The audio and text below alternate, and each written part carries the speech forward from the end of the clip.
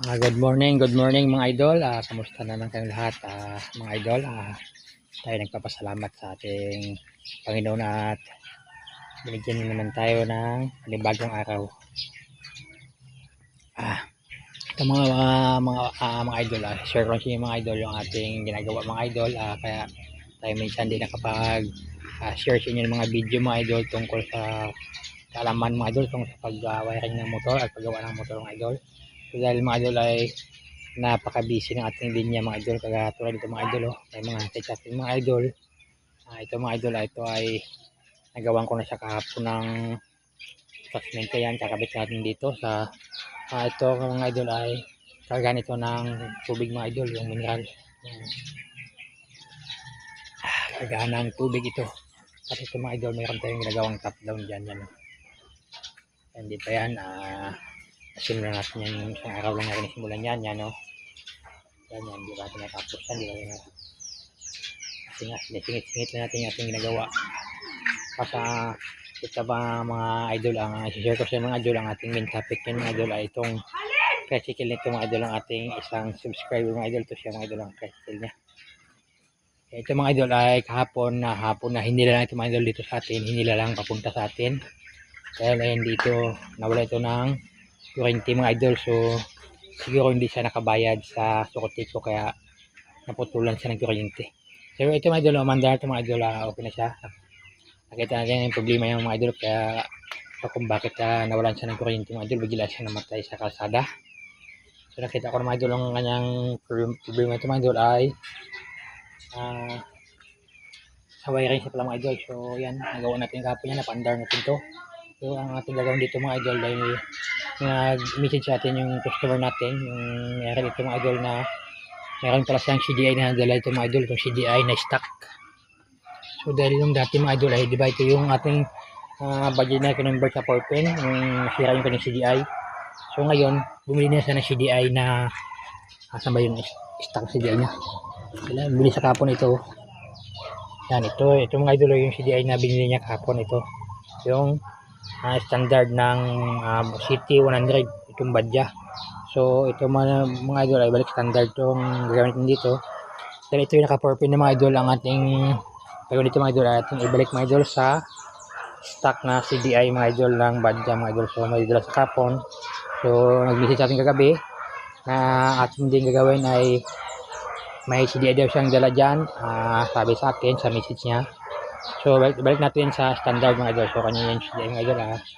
Nga pala mga idol, kape tayo mga idol, kape tayo ng tubig na mainit lang mga idol, walang halong mga idol, tubig lang mga idol.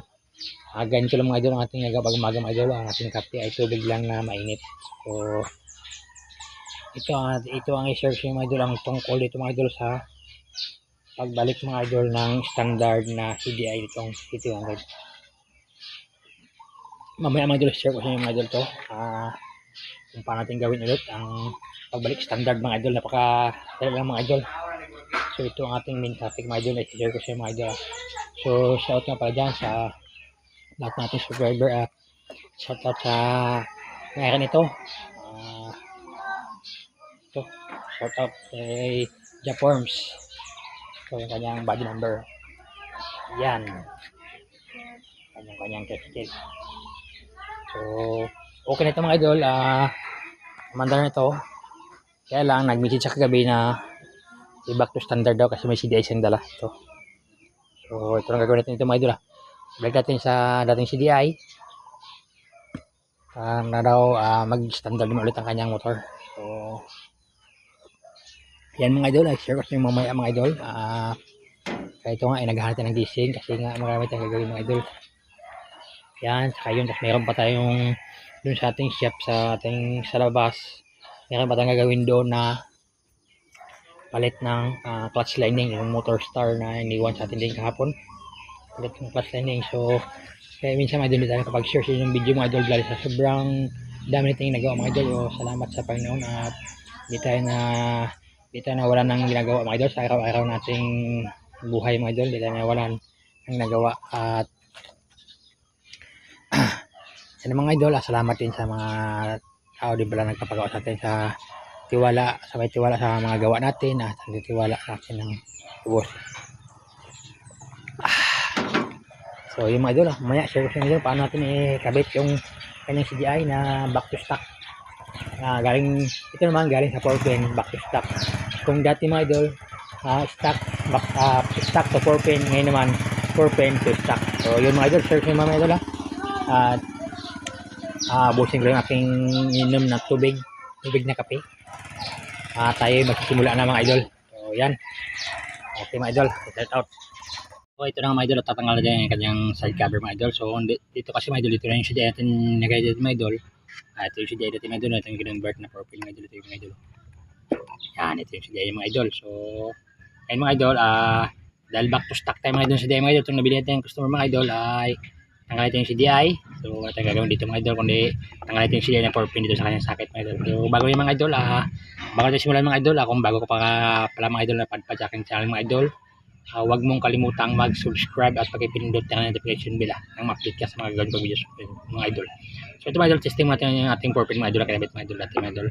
Kasi ito mga idol, okay ito mga idol na nagawa natin ito kahapon mga idol. Yung sira ito mga idol ay wirings mga idol, may putol na wirings mga idol kaya nawala sa ng kuryente. So ito mga idol, testing natin mga idol muna yung ating 4 pin bago natin ikabit yung ating CDI na binili natin customer na. Yan, at subukan natin. Ayun sa mga idol, at isang padya pa sa mga idol, mandala sa mga idol. So maganda itong 4 pin mga idol, sana kaya lang ewan ko pa sa ating customer kung bakit gusto yung pang ibalik sa stock yung kanyang motor mga idol. Ganda mga idol ng radyo mga idol. Yan. So ngayon mga idol, off lang muna natin. Yan. Tapos mga idol, ito mga idol, kabit ito yung kanyang CDI na binili mga idol. So ngayon, ang gagawin natin ito, tanggalin yung CDI dito sa kanyang socket mga idol. So tanggalin yung CDI.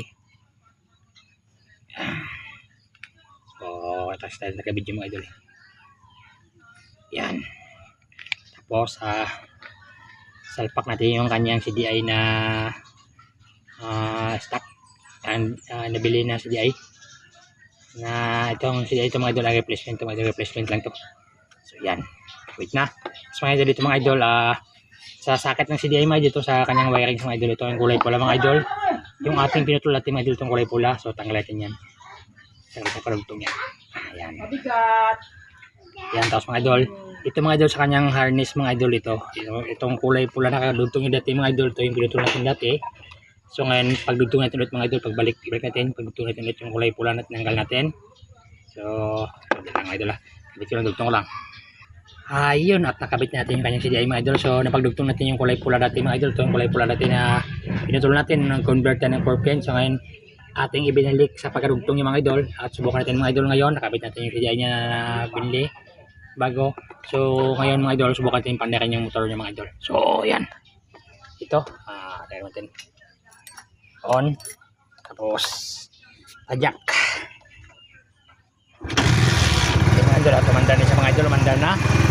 So ngayon mga idol, subukan natin i-rave mga idol kung CDI ba nabili ni customer natin ay goods, kasi may mga CDI talaga pag replacement ay maraming sablay. So ngayon subukan natin mga idol, subukan natin ang CDI na 4 pin na binabili stock, subukan i-rave.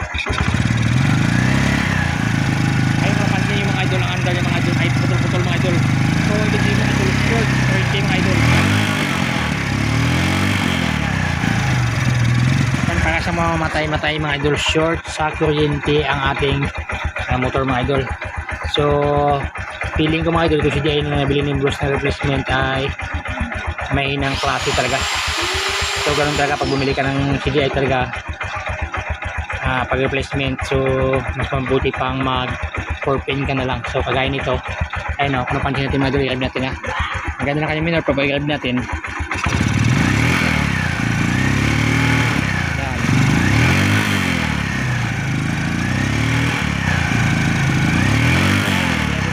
na ang gusto mga idol. So para siyang nasa-short mga idol, para siyang kapos gasolina, ang kanyang kapos niya mga idol, kanyang kuryente mga idol. So subukan natin ulit ibalik ang kanyang 4 pin at subukan natin i-ride mga idol. So lock natin yan, tapos kabit natin yung 4 pin mga idol. Subukan natin kabit natin yung 4 pin ulit, subukan natin.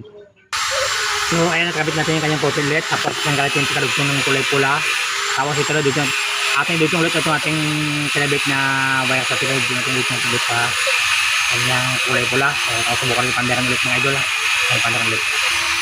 Ayan at nakabit natin. So ngayon pandaran natin yung kanyang ating CDI na 4 pin mga idol. So 4 pin CDI. Subukan ulit pandaran ulit.